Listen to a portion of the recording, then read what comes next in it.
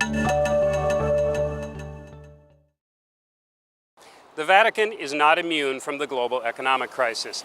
That was painfully clear this week when the Vatican released its final budget figures for 2009, showing a $15 million shortfall. We'll take a closer look at Vatican finances today on the Vatican Report. I'm John Thavis, Catholic News Service Rome Bureau Chief. And I'm Carol Glatz, CNS Rome correspondent. There was good news and bad news in the budget report. First, the good news. Donations to the Pope were up from dioceses, religious orders, and Catholics around the world. That's very important because those donations totaled more than $180 million in 2009, more than half the budget total. Once again, the biggest contributors came from the United States, but virtually every Catholic community in the world gave something, from Africa to Southeast Asia. And now for the bad news. Even with increased giving, they fell $15 million short.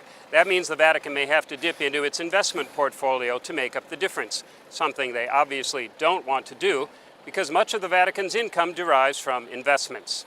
The Vatican didn't publish details of its spending, but it listed a couple of big-ticket items in 2009. The overhaul of its telecommunications system with the installation of a fiber optic network and a complete restructuring of the Vatican Library, which is due to reopen in September. The Vatican Museum expanded its exhibition spaces and its visiting hours in 2009, which meant higher personnel costs. Now, the museum is one of the few Vatican institutions that actually makes money. They don't say how much, but with close to 5 million visitors paying from $10 to $20 for a ticket, it's substantial.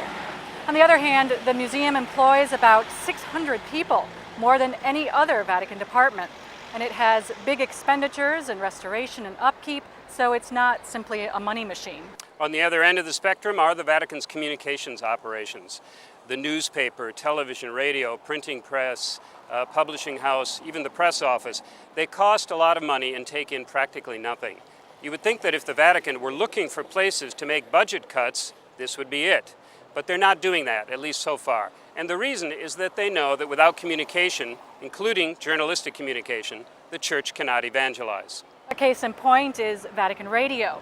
It takes in practically no revenues and costs about $30 million a year to operate. Now, people in the West might say, well, that's a lot of money for old technology, but we shouldn't forget that in much of the world, radio continues to be the way people get their information. Of course, Vatican Radio's activities today go far beyond just radio broadcasting. It provides a host of online services in some 40 languages, including video and podcasting. The Vatican's biggest overall spending category is wages and benefits for its approximately 4,600 employees. Now, it has a similar number of retired employees, and the Vatican is being very careful these days to protect its pension fund.